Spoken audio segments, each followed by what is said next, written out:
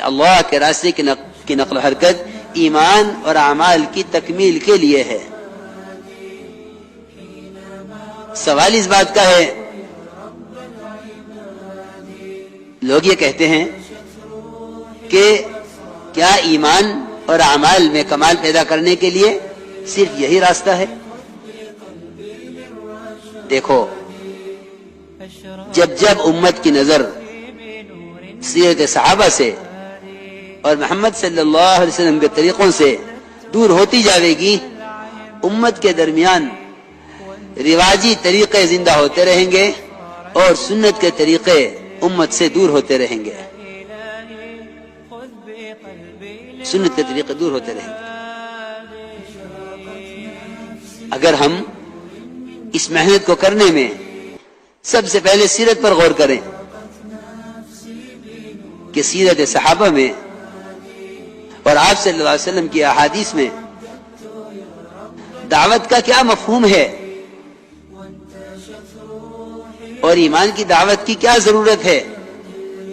اور ایمان سیکھنے میں صحابہ کرام کا کیا معمول ہے، اگر اس پر غور کریں گے تو واقعی میں یقین سے کہتا ہوں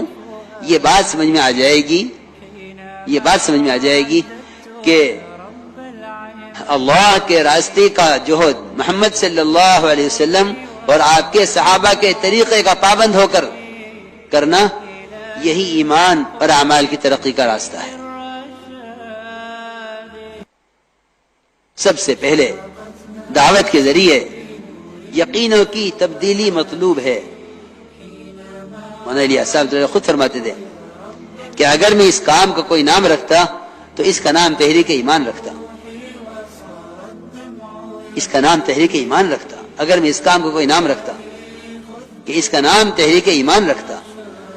کہ یہ محنت یقینوں کے بدلنے کے لیے ہے، یقین کی تبدیلی صحابہ کرام کے طریقے کے ساتھ مربوط ہے، صحابہ کے طریقے کے ساتھ لازم ہے۔ اس کا طریقہ یہ تھا کہ معاذ بن جبل، عبداللہ بن رواحہ، عمر بن خطاب، ابی بن کعب اور ابو ہریرہ رضی اللہ عنہ اجمعین، یہ بڑے بڑے صحابہ جن میں ایک سید القراء ہیں، جن میں ایک سید العلماء ہیں، جن میں ایک سید المحدثین ہیں ابو ہریرہ، جن میں عمر ہیں جن کے بارے میں فرمایا لو کان بعد نبی لکان عمر۔ ان صحابہ سے یہ بات کئی روایتوں میں ثابت ہے کہ یہ ایمان سیکھنے کے عنوان پر صحابہ پر گشت کرتے تھے اور ان سے ملاقاتیں کرتے تھے اور کہتے تھے قم بنا، اٹھو ہمارے ساتھ، چلو ہمارے ساتھ، آؤ ہمارے ساتھ، کچھ دیر کے لیے میرے پر ایمان لے آئے۔ یہ معمول امت میں سے یعنی کلیتاً ختم ہو گیا ہے۔